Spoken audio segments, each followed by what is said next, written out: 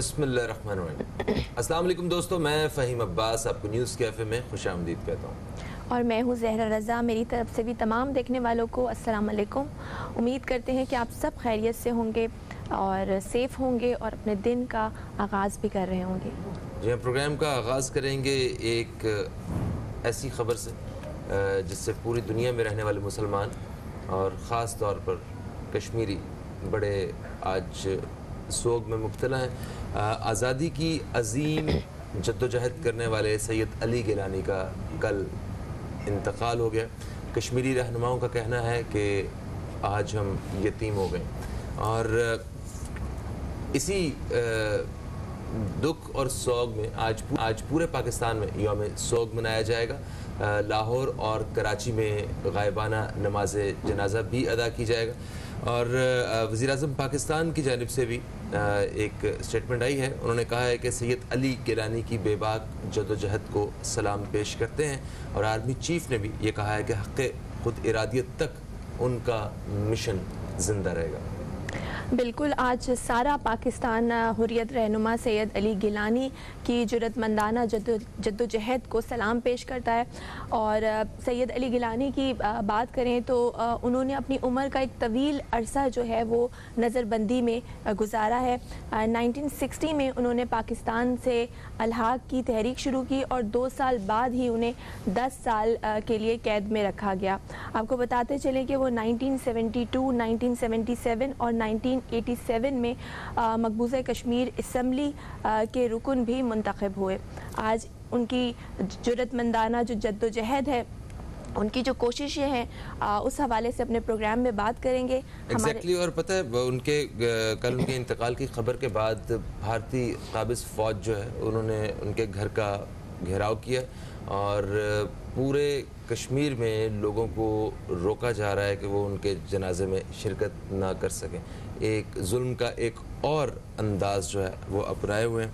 اسی حوالے سے ہمارے ساتھ آج بہت ہی اہم مہمان بھی موجود ہیں جن سے ہم بات کریں گے، اور پروگرام میں آج ذرا ہم نے ایک اور موضوع پہ بھی ہم نے افغانستان سے جو امریکی یا جو دوسری غیر ملکی افواج تھیں ان کے انخلاء کے حوالے سے بھی آج ہم نے پروگرام میں بات کرنی ہے۔ تو جناب محمد نعیم قریشی صاحب کو ہم خوش آمدید کہتے ہیں۔ السلام علیکم، آپ ایک کالم نگار ہیں، تجزیہ کار ہیں، آپ کو پروگرام میں خوش آمدید۔ کیسے ہیں؟ السلام علیکم۔ میں ٹھیک ہوں جی، فرسٹ کلاس، ماشاءاللہ۔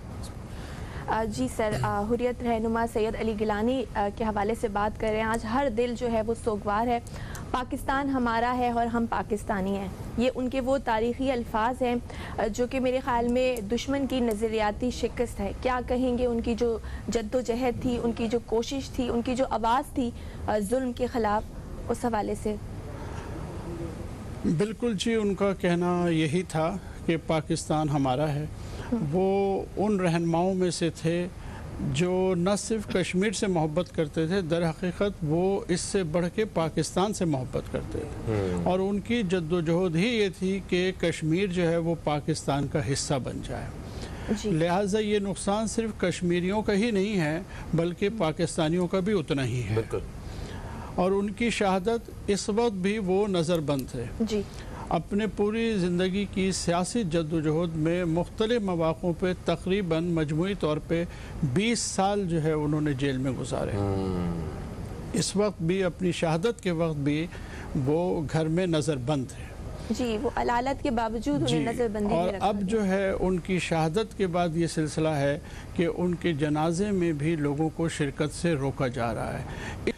اس سے بھارت کا جو مکروہ چہرہ ہمارے سامنے آیا ہے کہ بھارت اب جنازوں سے بھی خوف زدہ ہے، شہید ہونے والوں سے بھی خوف زدہ ہے۔ جدوجہد آزادی کے جو مجاہدین ہیں ان سے ڈرنا تو دور، یہ تو اب شہید ہونے والوں سے بھی ڈرنے لگے ہیں۔ اچھا، ان کی جو عظیم ایک جدوجہد رہی ہے، اور یہ کوشش تو میرا خیال ہے جو ان کا مقصد اور جو ان کا ایک نظریہ ہے، اس کو تو اور زیادہ ایک سپیڈ ملے گی اب۔ بالکل ملے گی، لاکھوں نوجوان ان کے نقش قدم پہ چلیں گے۔ ان کی جدوجہد جو تھی وہ تقریباً 5 دہائیوں سے زیادہ عرصے پر مشتمل تھی، اور ان کی جدوجہد کا سب سے خوبصورت پہلو یہ تھا کہ انہوں نے کسی ایک لمحے بھی اپنی سیاسی جدوجہد میں हुकूमत से किसी किस्म की मफाहमत नहीं की किसी भी मरहले पे। हालांकि वो मुख्तलिफ सियासी जमातों का जो इत्तेहाद हुर्रियत कॉन्फ्रेंस उसका हिस्सा थे, उसके एक बड़ी पार्टी का हिस्सा थे, उस हुर्रियत कॉन्फ्रेंस को भी वो चलाते रहे, लेकिन किसी मौके पे भी उन्होंने भारत की हुकूमत से कॉम्प्रोमाइज़ नहीं किया। जद्दोजहद के मुख्तलिफ मरहलों पे मुख्तलिफ लोगों ने मुख्तलिफ किरदार अदा किया, लेकिन उनका जो टारगेट था, जो उनकी ख्वाहिश थी, वो मुसलसल उस पर लगे रहे बग़ैर किसी रुकावट। अल्लाह ताला उन्हें अपने जवारे रहमत में जगह अता फरमाएं। और आज लाहौर और कराची में उनकी गायबाना नमाज जनाजा भी अदा की जाएगी। एक वक्फे का वक्त है, वक्फे से वापस तो मज़ीद बात करेंगे अपने मेहमान से। कहीं मत जाइए, अब तक देखते रहिए न्यूज़ कैफ़े, देखते रहिए।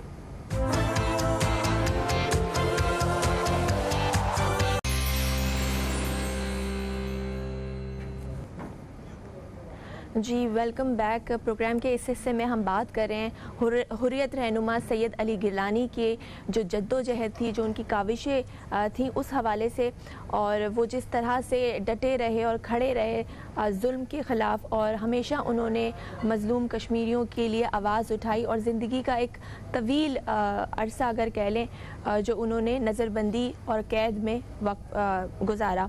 इसी हवाले से हम बात करें, मोहम्मद नईम कुरैशी हमारे साथ मौजूद हैं, जो कि कॉलम निगार हैं। सर, उनकी ज़िंदगी पे अगर नज़र डाली जाए तो आज हर वो आँख नम होगी जहाँ पर जुल्म होता है, सिर्फ कश्मीर में ही नहीं बल्कि हर वो जगह जहाँ मज़लूम के ख़िलाफ़ आवाज़ उठाई जाती है, हर इंसान को उनसे बिछड़ने का दुख होगा। सर, उनकी ज़िंदगी जब उन्होंने आवाज़ उठाई, उनको कैद में रखा गया, इवन जब वो बीमार हुए, अलील थे, कल अलालत के बायस उनका इंतकाल हुआ, तब भी वो नज़रबंद थे।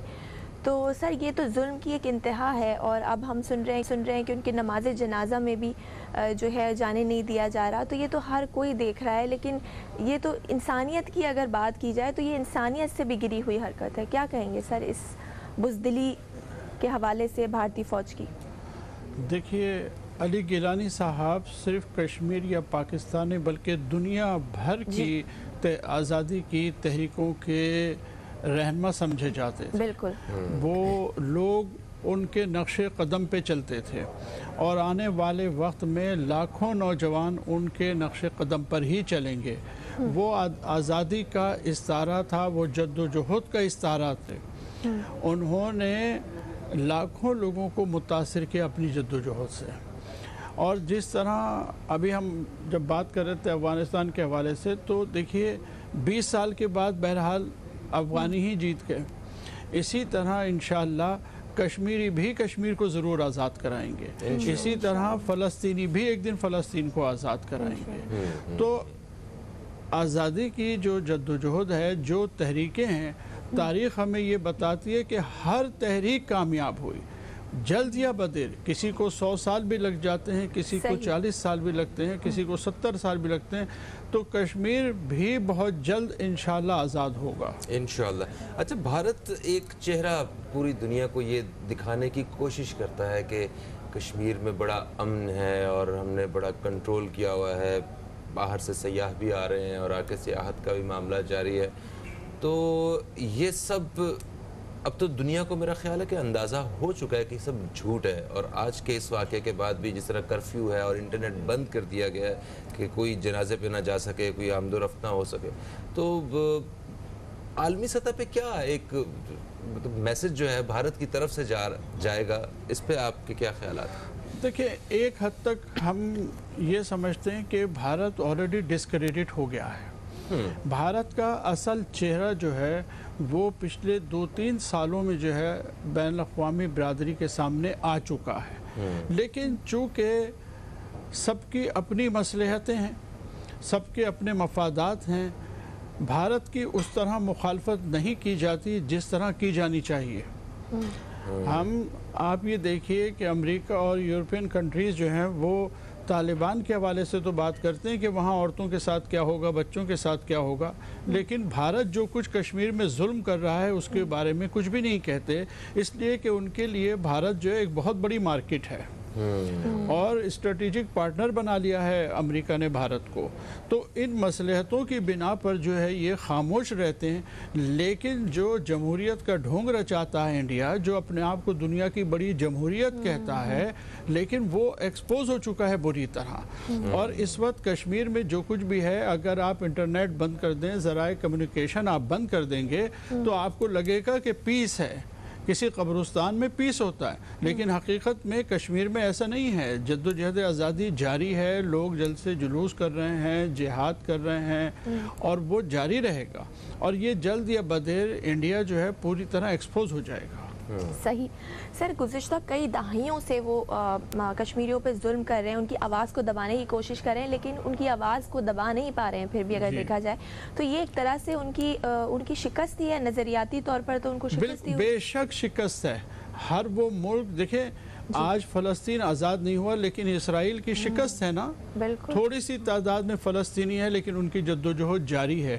آج بھی انٹرنیشنلی اسرائیل کی وہ پوزیشن نہیں بنتی جو وہ بنانا چاہتے ہیں. اسی طرح انڈیا کا بھی یہی حال ہے کہ کسی بین الاقوامی فورم میں نریندر مودی کھڑے ہو کے کشمیر پہ بات کرنا نہیں چاہتے, اس لیے کہ وہ بات کرنے کی پوزیشن میں نہیں ہے. اسی تمام تر ظلم کے باوجود اس جد و جہد نے ہی انڈیا کو جو ہے وہ بیک فٹ پہ رکھا ہوا ہے کہ وہ کسی بین الاقوامی فورم میں اپنی پوزیشن ایکسپلین نہیں کرتے. اچھا, آج کے دور میں جہاں سوشل میڈیا یا انٹرنیٹ ایک بہت ہی میجر رول پلے کر سکتا ہے, بلکہ کر رہا ہے کسی بھی کاز کے حوالے سے, تو دنیا بھر میں جو کشمیری موجود ہیں وہ بھی اس آواز کو بڑے بلند طریقے سے جو ہے وہ سامنے لے کے آ رہے ہیں.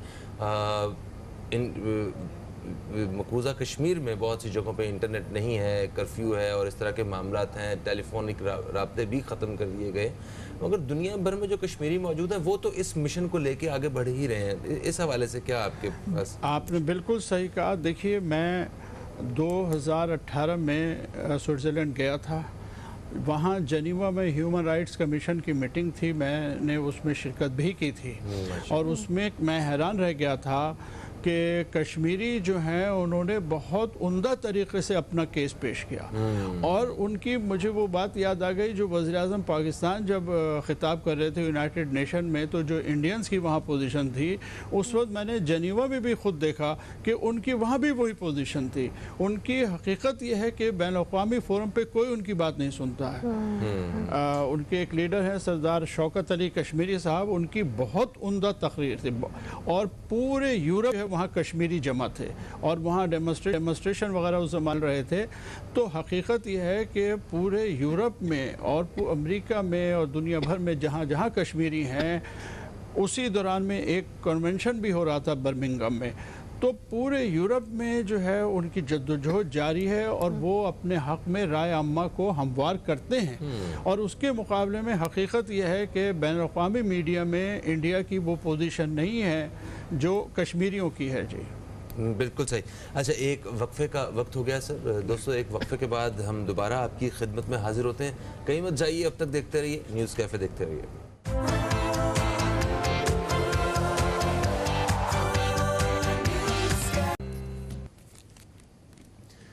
ایک وقفے کے بعد آپ کو پھر سے خوش آمدید کہتے ہیں نیوز کیفے میں. میں ہوں فہیم عباس اور میرے ساتھ ہیں زہرا رضا. اسٹوڈیو میں ہمارے ساتھ موجود ہیں جناب نعیم قریشی صاحب, آپ کالم نگار ہیں اور اس کے ساتھ ساتھ تجزیہ کار ہیں. آپ سے ہم وقفے سے پہلے بات کر رہے تھے کشمیر کے حوالے سے, سید علی گیلانی صاحب کے انتقال کے حوالے سے, ساتھ ہی افغانستان کے بارے میں بھی بات ہوئی تھی. تو سر, افغانستان پہ بھی 20 سال ایک ایسی طاقت جو اپنے آپ کو سپر پاور کہتی ہے وہ قابض رہی اور اس کو ہاتھ اٹھانے پڑے اور واپس جانا پڑا. اور ابھی جتنے بھی افواج تھیں وہ ساری جو ہے وہاں سے امریکہ سے مکمل طور پہ نکل چکی ہیں. افغانیوں نے سڑکوں پہ آ کے جو ہے نا جشن منایا ہے اس چیز کا, آزادی انہوں نے منائی ہے, اور خوشی میں آ کے ہوائی فائرنگ بھی کی گئی ہے. وہ تو میرا خیال بچہ بھی پیدا ہوتا ہے تو ہوائی فائرنگ کرتے ہیں, ہمارے ہاں بھی کرتے ہیں, کلچر کا حصہ ہے وہ کچھ. تو اس ساری صورتحال کو آپ کیسے دیکھتے ہیں؟ یہ امریکہ کی یا ان ساری طاقتوں کی ناکامی کے 20 سال اور اس کے بعد اب ان کی آزادی کیا خیالات ہیں آپ کے؟ دیکھیں یہ تو بڑی خوشائند بات ہے، دنیا بھر کی انقلابی اور آزادی کی تحریکوں کے لیے بہت بڑا واقعہ ہے کہ امریکہ جیسے سپر پاور کو بہرحال 20 سال بعد جو ہے وہ طالبان جیسی قوت سے شکست ہوئی ہے، اور اس سے پہلے افغانستان کو یہ اعزاز حاصل ہے جی کہ دنیا کی 2 بڑی سپر پاورز کو ان کی سرزمین پہ شکست ہوئی۔ 1979 میں رشیا آیا، سوویت یونین 10 سال یہاں وہ رہے اور 20,000 فوجی ان کے ہلاک ہوئے، $150 ارب انہوں نے خرچ کیا، لیکن وہ نہ صرف انہیں شکست ہوئی بلکہ وہ اتنے کمزور ہو گئے کہ رشیا جو ہے وہ پاش ہو گیا، ٹوٹ گیا، اور رشیا کے ٹوٹنے کے بعد 10 نئے ملک وجود میں آ گئے۔ اور اب 20 سال کے بعد ایک دوسری سپر پاور امریکہ، جس کے ساتھ 55 ممالک کا نیٹو اور جس کی 30 ممالک کی فوجیں موجود تھیں، اور $2.26 ٹریلین خرچ کیے امریکہ نے، اور سب جو ہے وہ ضائع ہو گیا، اور ایک ذلت آمیز شکست جو ہے ان کو اور ان کے اتحادیوں کو ملی ہے۔ یہ تاریخ کا بہت بڑا واقعہ ہے، یہ بہت بڑا واقعہ ہے، یہ بہت بڑی شکست ہے، لیکن طالبان کے ساتھ مسئلہ یہ ہے کہ جیسے ہی ان کا نام آتا ہے تو لوگ انہیں مذہبی حوالے سے دیکھنے لگتے ہیں۔ وہ مذہبی حکومت بنائیں گے یا مغربی ملکوں کی جمہوریت بنائیں گے وہ تو بات کا مسئلہ ہے، لیکن اتنی بڑی سپر پاور کو اپنے ملک سے نکالنا اصل چیز تو ان کی یہ ہے، بالکل، یہ تو بات کا مرحلہ ہے۔ اتنی ٹائم انہوں نے اپنے فوجی وہاں پر مطلب وہاں پر تعینات رکھے اور اتنا انویسٹمنٹ انہوں نے کی، کئی قریب $85 ارب کے قریب جو جنگی سامان ہے وہ بھی وہ چھوڑ کے چلے گئے، تو ان کو اتنا بڑا نقصان ہوا۔ اچھا سر، اب جب کہ افغانستان میں طالبان کی حکومت ہوگی تو کیا وہ حکمت عملی ہوگی اس کی، کس طرح سے اب وہ حکومت بنائے گی، کیا سمجھتے ہیں آپ؟ دیکھیے پچھلے 20 سال میں جب پچھلا رشیا کے ساتھ جو معاملہ ہوا تھا اس میں یہ تھا کہ طالبان کا اتنا ایکسپوجر نہیں تھا، ان کا زیادہ سفر جو ہے وہ پاکستان ہوتا تھا، لیکن پچھلے 20 سال میں انہوں نے چائنیز کے ساتھ بھی مذاکرات کیے، وہ ماسکو بھی گئے، رشیا سے ملے، ابو ظہبی میں مذاکرات کیے انہوں نے، تو 20 سالوں میں انہوں نے بھی بہت کچھ سیکھا ہے، انہیں بھی سمجھ آ رہا ہے کہ حکومت کیسے چلے گی۔ میں سمجھتا ہوں کہ اس وقت ایک مستحکم سیاسی حکومت کا قیام جو ہے وہ سب سے بڑا ٹارگٹ ہے جو وہ کامیابی سے کر لیں گے۔ انہوں نے سلسلہ شروع کیا ہوا ہے، ان کی حکومت بن جائے گی۔ وہ یہ کوشش بھی کر رہے ہیں کہ پچھلی طرح دیکھیں 1989 میں رشیا گیا اور پھر 11 سال تک مجاہدین آپس میں بھی لڑتے رہے، خانہ جنگی کا شکار رہا افغانستان۔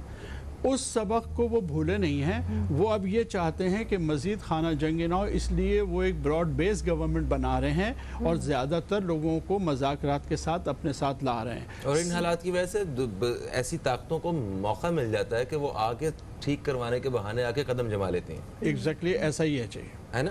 اچھا سر، ابھی ڈونلڈ ٹرمپ صاحب کا بھی بیان آیا، انہوں نے کہا کہ جو بائیڈن نے امریکہ کو اور امریکیوں کو پوری دنیا کے سامنے ذلیل تو نہیں کہیں گے، شرمندہ کروا دیا، تو یہ ان کے الفاظ ہیں۔ تو مجھے وہ بیانات ہماری پاکستانی سیاست سے ملتے جلتے ہی لگے کہ اقتدار میں اور جو اقتدار میں نہیں ہوتے ہیں ان کے بیانات کچھ ایسے ہی ہوتے ہیں، تو معاملہ پوری دنیا میں ایک جیسا ہی ہے، یہ مجھے دیکھ کے اندازہ ہوا۔ خیر، پاکستان کی سیاست پہ پاکستان کی سیاست پہ افغانستان کی اس طالبان حکومت کے بعد کیا اثرات پڑ سکتے ہیں؟ پہلے بھی جو بھی افغانستان میں حالات ہوئے، پاکستان نے اس کی ایک اچھی خاصی پرائز پے کی ہے، بہت سارے مہاجرین یہاں پہ آئے اور 12 لاکھ سے شاید زیادہ مہاجرین تھے جن کو پاکستان نے پناہ دی، اور ابھی آنے والے دنوں میں کیا پاکستان پہ اثرات پڑ سکتے ہیں؟ دیکھیں افغانستان کے سیاسی حالات جو ہیں وہ پاکستان پہ ہمیشہ اثر انداز ہوتے ہیں، بہت متاثر ہوتا ہے پاکستان، کیونکہ ہمارا 1500 کلومیٹر کا بارڈر ہے افغانستان کے ساتھ۔ جی ہمارے ساتھ ان کی ٹریڈ بھی ہوتی ہے، افغان ٹرانزٹ کے تحت جو ہے ہم انہیں راہداری دیتے ہیں، وہ بھی ملوث ہے سارے معاملے میں۔ تو اس اعتبار سے پاکستان پہ اس کے سماجی، سیاسی اور مذہبی اثرات بھی ہوتے ہیں۔ بہت سارے لوگ یہ کہتے ہیں کہ اگر طالبان افغانستان میں مضبوط ہو گئے تو یہاں پر جو ہے وہ شدت پسندی جو ہے بڑھ جائے گی، اور ماضی میں ایسا ہوتا رہا ہے۔ اب پاکستان نے جو باڑ لگائی ہے وہ بھی اسی ایک بات کی کوشش ہے کہ ہم پہ افغانستان کی سیاست کے اثرات کم ہو جائیں، اسمگلنگ بھی کم ہو جائے، لوگوں کی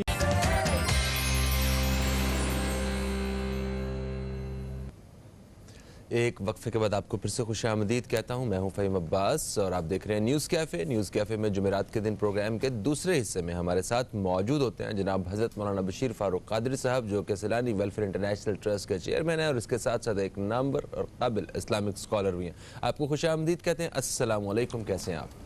وعلیکم السلام ورحمۃ اللہ وبرکاتہ. الحمدللہ رب العالمین علی کل حال. ماشاءاللہ. اور میں دوستوں کو بتاتا چلوں کہ جب حضرت بشیر فاروقی صاحب ہمارے ساتھ پروگرام میں تشریف لاتے ہیں تو جو ہمارے نیوز کیفے کے ناظرین ہیں وہ ان کی موجودگی کا بھرپور فائدہ اٹھاتے ہیں، ہمیں کال کرتے ہیں. یہ نیلی پٹی میں جو نمبر نظر آ رہا ہے اس پہ رابطہ کر کے اور سوالات جو ہیں وہ پروگرام میں شامل کرتے ہیں. وہ سوالات استخارہ سے متعلق ہو سکتے ہیں. آپ اپنی زندگی کے کسی پہلو، کسی سیکٹر کے حوالے سے استخارہ کروانا چاہتے ہیں، کاروبار کے حوالے سے، بچوں کی شادیوں اور رشتوں کے حوالے سے، اپنی صحت کے حوالے سے، یا جو بھی آپ سمجھتے ہیں. اور اس کے ساتھ ساتھ جو ہے وہ روحانی اور شرعی اعتبار سے جو بھی سوالات آپ کے ذہن میں آپ وہ پروگرام میں شامل کر سکتے ہیں. تو یہ نمبر آپ کے سامنے، آپ کال بلا جھجک کر سکتے ہیں. سر، اس سے پہلے کہ کالرز شامل ہوں اور میں آپ سے یہ پوچھنا چاہوں گا، مجھے ہمیں خبر ملی ہے کہ اسی ہفتے کے آغاز میں آپ کی ملاقات ہوئی ہے صدر پاکستان کے ساتھ، جنہوں نے آپ کے سیلانی ویلفیئر کے وفد کو دعوت دی تھی گورنر ہاؤس کراچی میں. تو اس دعوت کا مقصد کیا تھا؟ کوئی کھانا پینا تھا، اچھی گپ شپ تھی، یا کوئی اور عوامی مفاد کی دعوت تھی وہ؟ بسم اللہ الرحمن الرحیم. صدر پاکستان سے جو ملاقات کے دو ایجنڈے تھے. اچھا. ایک تو یہ کہ وقت عزیز پاکستان کے ساتھ جو ظلم و جبر ہو رہا ہے کہ بیرون ملک سے جو لوگ پاکستان میں سرمایہ کاری کرنا چاہتے ہیں، ٹھیک ہے، ان کے لیے وہ مواقع فراہم نہیں کیے جا رہے کہ جو دنیا کر رہی ہے. ہم نے صدر پاکستان کو 20 منٹ کی پوری آگاہی پیش کی اسکرین پر کہ بھارت ہر سال $50 بلین لوگ بھارت میں آ کے سرمایہ کاری کرتے ہیں، اور پاکستان میں 1.5 بلین تک ہم پہنچ گئے ہیں. 2 تک تھے، اس سے بھی کم ہو گئے ہم لوگ. تو کہنے کا مقصد یہ ہے کہ ہم بتانا چاہتے تھے کہ اس میں جو اس شعبے کے وزیر ہیں وہ بھی، اور اس کے علاوہ جو سیکرٹری حضرات ہیں، بیوروکریٹس ہیں، انہوں نے کبھی اس پر دھیان نہیں دیا.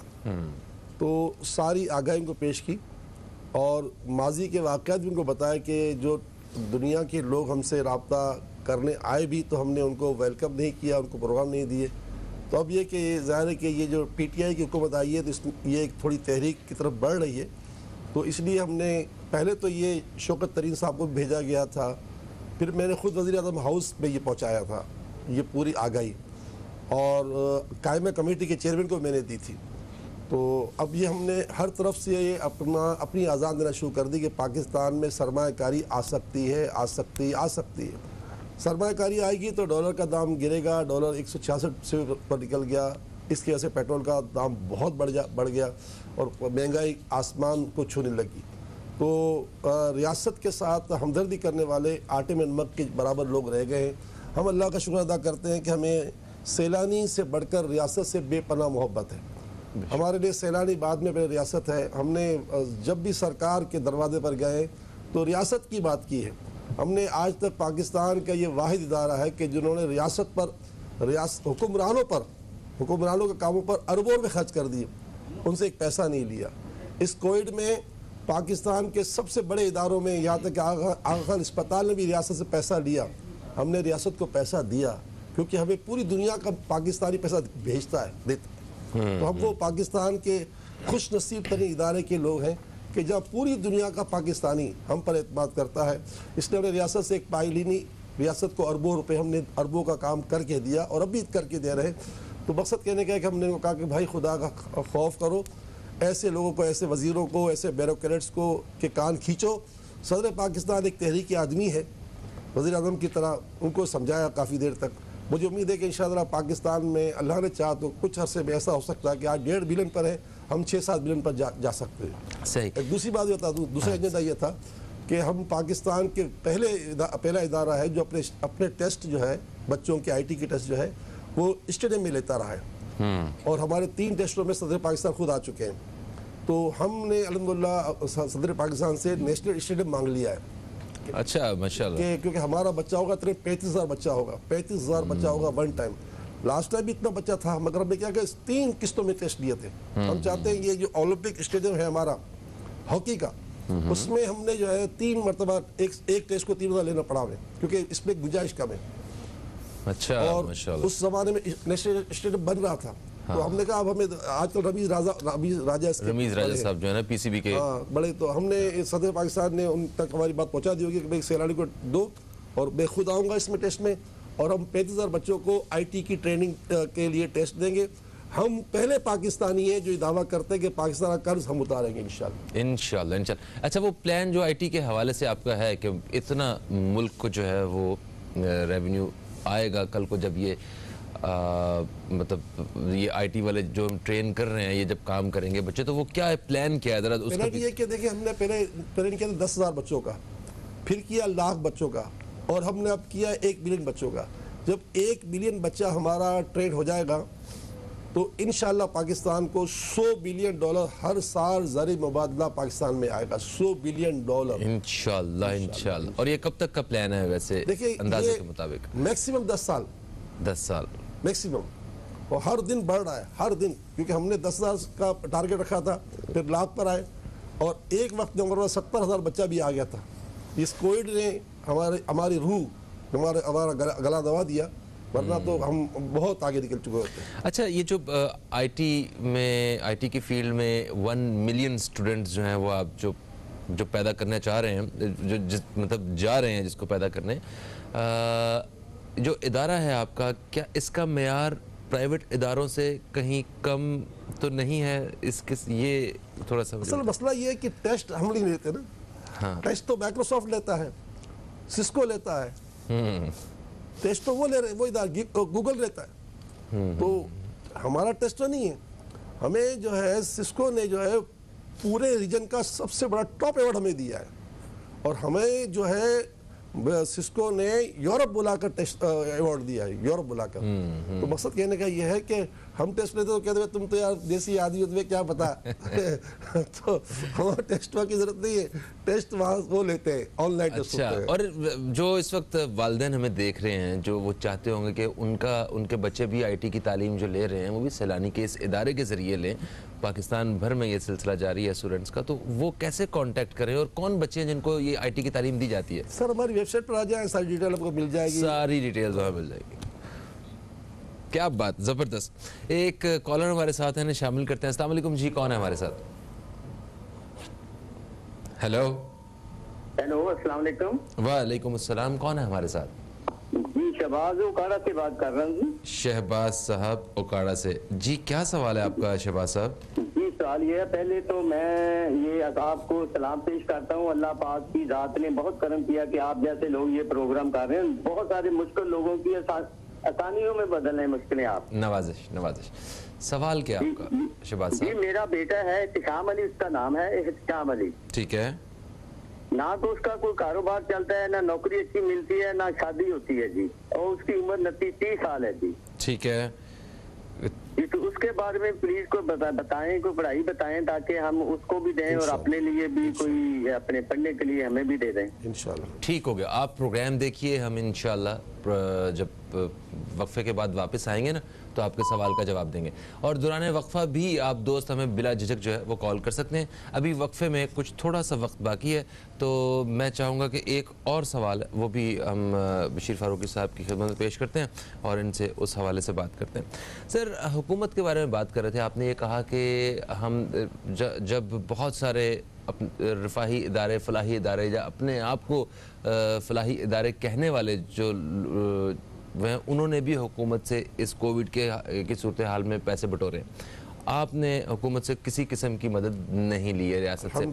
تو ریاست کے کاموں میں جو آپ ساتھ دے رہے ہیں، بلکہ آپ نے کہا کہ ہم ریاست کے کاموں میں اپنے فنڈز لگا رہے ہیں اربوں روپے. یہ جو لنگر خانے کا اور یہ اور جو حکومت کے جو احساس پروگرام سے ریلیٹڈ جو پلان ہیں، کچھ اس میں کیا پارٹیسپیشن ہے سیلانی ویلفیئر کی ذرا؟ لنگر خانے 1 to 12 سب ہمارے ہی سیلانی چلا رہا ہے، سب، کوئی اور کسی کا نہیں۔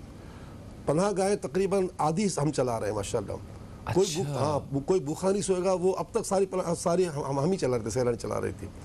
اب اس مرتبہ پچھلے ہفتے وزیر اعظم ہاؤس میں مجھے بھی بلایا گیا تھا، میں نہیں گیا تھا، میں نے اپنی ٹیم کو بھیجا تھا، محمد یاسین ہمارے جو ہے ٹرسٹی ہیں فیصلہ، ان کو بھیجا تھا۔ تو انہوں نے کہا وزیر اعظم کو کہ ہم اب تک آپ کے 65 لاکھ لوگوں کو کھانا کھلا چکے ہیں آپ کے پروگرام کے، ماشاءاللہ، یعنی ہم تقریباً اس پر جو ہے نا اگر دیکھا جائے تو موٹا صاحب 1 ارب روپیہ خرچ کر چکے ہیں آپ کے صرف اس شعبے پر، صرف اس شعبے پر ماشاءاللہ۔ الحمدللہ۔ تو مقصد کہنے کا یہ ہے کہ ہمیں ان سے کچھ نہیں چاہیے، ہمیں ان سے صرف ایک شفقت کا ہاتھ چاہیے، کیونکہ پوری دنیا ہمارا ساتھ دے رہی ہے۔ ہاں ہاں ہاں، میں نے یہ لفظ نہیں بولا کہ بٹورے پیسے، میں یہ نہیں کہا، مقصد کہنے کا ہی کہ ہمارے بڑے بڑے اداروں نے جن کے بجٹ جو ہے نا 100 ارب کے بھی ہیں، انہوں نے بھی ریاست سے پیسہ لیا، لیکن الحمدللہ ہم نے ایک پیسہ نہیں لیا، ہمارا ریکارڈ نہیں ہے، ہم نے ایک پیسہ نہیں لیا۔ ہم نے ویسے پیسہ لینا چاہتے تو آسانی سے مل بھی سکتا تھا آپ کو۔ ہمارا اللہ نے اتنا بڑا قد کر دیا ہے کہ ہمارے لیے تو کوئی مشکل نہیں ہے، مشکل ان لوگوں کے لیے جن کے پاس قد نہیں ہے۔ ہاں، ہمارے پاس قد بہت بڑا اللہ نے کر دیا، بے شک بے شک۔ اعتماد کی فضا پوری دنیا میں پھیلی ہوئی ہے، سیلانی کو پوری دنیا مان رہی ہے، ورلڈ لیول پر ہم الحمدللہ مانے جاتے ہیں۔ جی ہاں جی ہاں جی۔ تو اس لیے ہمارے لیے مسئلہ نہیں تھا، ہم کیوں لیں ان سے پیسے؟ یہ ریاست کا پیسہ دیں گے ہم کو، 22 کروڑ عوام کو پیسہ دیں گے، ہم کیوں ان کا پیسہ لیں؟ ہمارے پاس خود لوگ دیتے ہیں۔ مجھ سے کسی نے کہا کہ یار یہ بتاؤ تمہیں لوگ اتنا پیسہ دیتے ہیں، ٹیکس کیوں نہیں دیتے؟ تمہیں ٹیکس اس لیے نہیں دیتے کہ تم کام نہیں کرتے، ہمیں ویسے اس لیے دیتے ہم کام کرتے ہیں، ہم نہیں کرتے، ہم سے ہمارا پروردگار کروا رہا ہے۔ ہمارے دل میں اللہ تعالیٰ نے پاکستان کی موت ڈال دی، ہمارے دل میں اللہ نے اپنے پیارے بھی کی امت کی موت ڈال دی، اس نے ہمیں جتوا دیا۔ آپ بھی ڈال دو اپنے دل میں پاکستان کی محبت، آؤ پاکستان سے محبت کرو شروع کر دو۔ ہے کوئی ایسا بڑا شخص جس کے بچے باہر نہ پڑھنے جاتے ہو یا خود کو باہر جانے کی تمنا نہ ہو؟ ہم سے بات کرو نا۔ ہم نے آج سے 15-16 سال پہلے میڈیا پہ کہا تھا کہ قسم کھا کے کہا تھا کہ اگر کروڑ روپے تنخواہ ملے نا، مجھے کروڑ روپے تنخواہ اور میرے بچوں کو تمام بچوں کو وہاں امریکہ کی ریاست میں وہ مل جائے، نیشنلٹی مل جائے، کبھی نہیں جاؤں گا، اس ملک کا آدمی ہوں، اس ملک میں رہوں گا، نہیں جاتا۔ یہی جذبہ اللہ تعالیٰ ہم سب میں بھی پیدا کرے۔ ایک وقفے کا وقت ہے، دوران وقفہ ہم آپ دوستوں کے سوالات شامل کریں گے اور وقفے سے واپس آ کے ان سوالات کے جوابات پروگرام میں شامل کیے جائیں گے۔ ایک وقفے کے بعد آپ سے ملاقات ہوتی ہے۔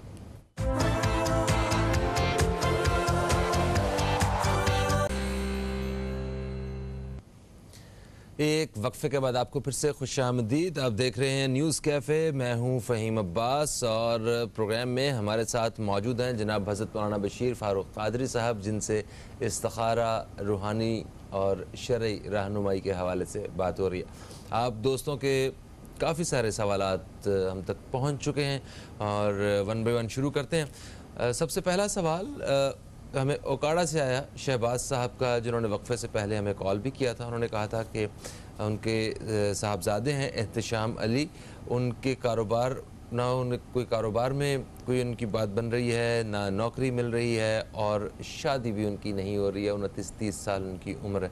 تو استخارہ کر کے بتائیے، کچھ پڑھنے کو بتائیے۔ جی حضور، آپ کے بیٹے کا آپ نے تذکرہ کیا اور یہ بھی کہا کہ میں بھی کچھ پڑھوں، میرا بیٹا بھی کچھ پڑھے۔ بہرحال یہ کہ استخارے میں تو الحمدللہ ایسی کوئی بات نہیں ہے کہ کوئی رکاوٹ ہو۔ اللہ سے لاکھوں بار دعا ہے اللہ تعالیٰ خوب کامیابی عطا فرمائے، شادی بھی ہو جائے اور سب کچھ بہتر ہو جائے۔ رزق کی تنگی کا سب سے بڑا ذریعہ فجر کی نماز کا قضا ہونا ہے۔ حدیث پاک میں کہ صبح کا سونا رزق کو روک دیتا ہے۔ تو ایک تو ہم سب نمازیں پورے وقت میں ادا کریں اور کرتے بھی ہوں گے ماشاءاللہ، مجھے امید ہے۔ نماز فجر کی اذان کے بعد، کیونکہ نماز تو آدھا گھنٹے بعد ہوتی ہے، اذان آدھا گھنٹہ پہلے ہو جاتی ہے تقریباً۔ اذان کے بعد جو ہے سنتوں سے پہلے ہی سبحان اللہ و بحمدہ سبحان اللہ العظیم استغفر اللہ، سبحان اللہ و بحمدہ سبحان اللہ العظیم استغفر اللہ، یہ تسبیح 100 دانے کی آپ بھی، آپ کا بیٹا بھی اور آپ کی بیوی بھی پڑھے۔ انشاءاللہ دونوں کام ہو جائیں گے، شادی بھی ہو جائے گی انشاءاللہ اور دیگر جو ہے رزق کے سارے راستے کھل جائیں گے انشاءاللہ انشاءاللہ۔ راول پنڈی سے محبوب صاحب کی ہمیں کال آتی ہے اور کہتے ہیں کہ جاب نہیں مل رہی ان کو اور یہ اس حوالے سے پریشان ہیں۔ ان کے بھائی ہیں اورنگزیب، ان پہ کوئی 15 سے 16 سال سے باہر کی کوئی چیز ہے، کوئی انہوں نے کہا ان کے اوپر کوئی اثرات ہیں، غصہ بہت زیادہ کرتے ہیں وہ۔ تو یہ 2 سوال ان کے۔ جی آپ نے کہا کہ ان کو حاضری بھی ہوتی ہے، بہرحال یہ کہ ان کے ساتھ واقع اثرات ہیں. اچھا ہیں. اور انہوں نے کہا کہ کوئی ان کو ہاتھ نہیں لگاتا تو مطلب ان کا کیس کوئی لیتا نہیں ہے. ان کا کہنا یہ کوئی بات نہیں، آپ کوئی کیس لے یا نہیں لے، اللہ تعالیٰ نے ہر مرض کا علاج رکھا ہے. آپ جناب سیلانی ویلفیئر بہادر آباد کراچی کے پتے پہ خط لکھ دیں تو میں انشاءاللہ جو ہے نا آپ کے بھائی کے لیے وہ تعویذ دوں گا جو رسول اکرم صلی اللہ علیہ وسلم نے حضرت ابو دجانہ کو عطا فرمایا تھا، جنات کا تعویذ. مجھے امید ہے کہ الحمدللہ رب العالمین اللہ کی رحمت سے بڑا فائدہ پہنچے گا. بلکہ آپ نے اپنی روزی کے بارے میں کہا تو اس سے پہلے جو میں نے کال آئی تھی میں نے کہا کہ آپ سبحان اللہ و بحمدہ سبحان اللہ العظیم استغفر اللہ اذان فجر کے بعد پڑھیں ایک تسبیح. انشاءاللہ جب صحابی رسول نے حضور صلی اللہ علیہ وسلم کی بات پر عمل کیا تھا تو بعد میں ان کو اللہ نے اتنا دیا تھا کہ وہ خود کہتے ہیں کہ میرے پاس رکھنے کی جگہ باقی نہیں بچی تھی. سبحان اللہ سبحان اللہ. احسان صاحب کی کال آتی ہے ہمیں لاہور سے. وہ کہتے ہیں کہ میں جاب کے لیے اپلائی کرتا ہوں لیکن کوئی بات نہیں بنتی، سی وی دے کے آ جاتا ہوں، نوکری نہیں مل رہی ہے، شادی کے لیے بھی رشتے نہیں آ رہے، کوئی بات آگے ہی نہیں بڑھ پاتی، تو کچھ بتائیے. اللہ تعالیٰ آپ کی مدد فرمائے. وجہ تو کچھ بھی نہیں ہے. اچھا جب فجر کی اذان نماز کے لیے اٹھتے ہیں نا تو آپ گھر کے صحن میں آپ کعبے کی طرف چہرہ کر کے جو ہے نا 10 مرتبہ کہیں یا رزاقو یا رزاقو یا رزاق، پھر 10 مرتبہ دائیں، 10 مرتبہ بائیں اور 10 مرتبہ پیٹھ کی طرف، چاروں طرف آپ یا رزاقو یا رزاقو یا رزاقو پڑھ کر جو ہے آپ ان چاروں سمتوں میں دم کر دیں. انشاءاللہ چار طرف سب کو رزق نصیب ہوگا. بقیہ ہر نماز کے بعد 10 مرتبہ پڑھیں یا باسطو یا باسطو یا باسط. اللہ تعالیٰ رزق پھیلانے والا ہے، اس سے استفادہ کریں. اور جو اس مہینے کا نصاب ہے ہمارا جو ہم نے دیا ہے ابھی اسکرین میں مجھے خیال ہے دکھا دیا جائے گا کہ ہر نماز کے بعد ایک تسبیح پڑھنی ہے یا مالک الملک یا مالک الملک، اور 5 تسبیح پورے دن میں پڑھنی ہے درود شریف کی صلی اللہ علیہ وآلہ وسلم. حدیث پاک میں آتا ہے پیارے آقا فرماتے ہیں کہ جو دن بھر میں 500 بار درود پاک پڑھتا ہے وہ کبھی محتاج نہیں ہوگا. اتنا عظیم. اور آپ کو اس میں بڑا آسان نسخہ ہے صلی اللہ علیہ وآلہ وسلم. اتنی آسان سا درود شریف پڑھ لیں اور پورے مہینے میں ہمیں جو ہے وہ اللہ کی رحمت سے 3 روزے رکھنے. محرم و حرام کی آج 24 تاریخ ہے، ابھی 6 دن اور باقی اس مہینے میں 3 روزے پورے کریں، انشاءاللہ سب کچھ اچھا ہو جائے گا. بالکل ٹھیک ہو گیا. یہ نصاب جو ہے محرم الحرام کا وہ ہم نے اسکرین پہ چلا بھی دیا ہے، یقیناً آپ نے لکھ لیا اور دیکھ لیا ہوگا. ایک وقفے کا وقت ہے، وقفے سے واپس آئیں گے تو جو مزید سوالات ہمارے پاس ہیں وہ بھی پروگرام میں شامل کریں گے اور دوران وقفہ بھی ہم کچھ سوالات اور شامل کریں گے. کہیں مت جائیے، اب تک دیکھتے رہیے نیوز کیفے، دیکھتے رہیے.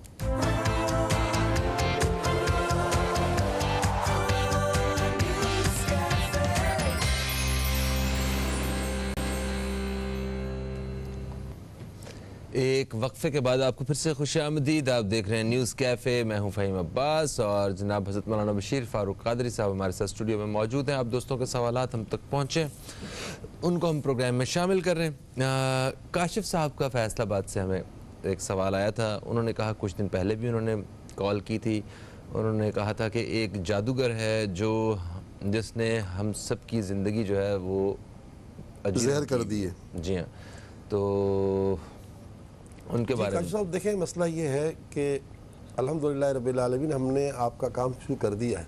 آپ نے ہمارے مرکز کو بھی نام پہنچا دیے، وہاں سے تعویذات بھی اب لے لیں اور جو پڑھنے کا ہم نے دیا ہے وہ پڑھیں کم از کم، اور کچھ نہیں تو 3 کام تو کریں ہی کریں. نماز پوری ہوتی رہے، چلتے پھرتے اٹھتے بیٹھتے یا اللہ یا رحمان و یا رحیم سب پڑھیں، اور 5 تسبیح درود شریف کی صلی اللہ علیہ وآلہ وسلم کی پڑھیں. یاد رکھیے کہ مشکل آتی ہے بڑی تیزی کے ساتھ، جانے میں تھوڑی دیر لگتی ہے. ہم نے اپنا کام کر لیا. میں نے استخارہ بھی کیا وقفے میں، تو ابھی آپ کی وہ کاٹ ہو چکی ہے، پھر بھی ہم کر رہے ہیں. تو ہمت رکھیں. آپ دیکھیں آپ کے برسوں کی پریشانی ہے، مگر الحمدللہ ہم نے آپ کا کام اپنے ذمہ لیا ہے. اللہ کے عطا سے اچھا ہوگا انشاءاللہ انشاءاللہ. اچھا، ہمیں پرویز اقبال صاحب نے کراچی سے فون کیا. یہ اپنے صاحبزادے کے رشتے کے حوالے سے کچھ جاننا چاہ رہے تھے. کوئی رشتہ آیا ہوا ہے ملک سے باہر سے اور وہ کچھ معاملات چل رہے ہیں، اس بارے میں جاننا چاہ رہے ہیں. فہم دیکھیں ابھی میں ان کو جواب دے رہا ہوں پرویز صاحب کو. وزیر اعظم صاحب کل گئے تھے ایک تعلیمی تقریب میں، تو آپ نے کہا کہ 2 کروڑ بچے اسکول نہیں جا رہے. عمران خان صاحب مانا کہ یہ مصیبت عرصے سے چلی آ رہی ہے، مگر جناب جو اب تو کچھ کر لو کہ جو اسکول جا رہے تھے ان کو تو اسکول جانے دو.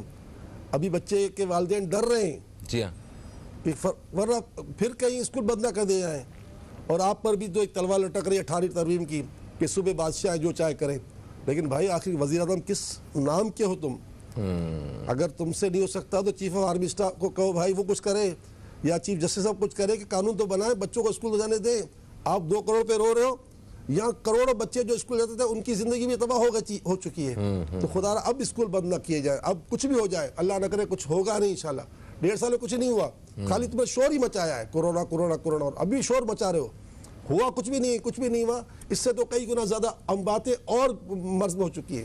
تو مہربانی کر کے وزیر اعظم صاحب اپنے اختیارات استعمال کریں اور میرے صوبے میں بھی اور تاروں صوبے میں کوشش کریں 5 صوبوں میں اسکول بند مت ہونے دینا بس.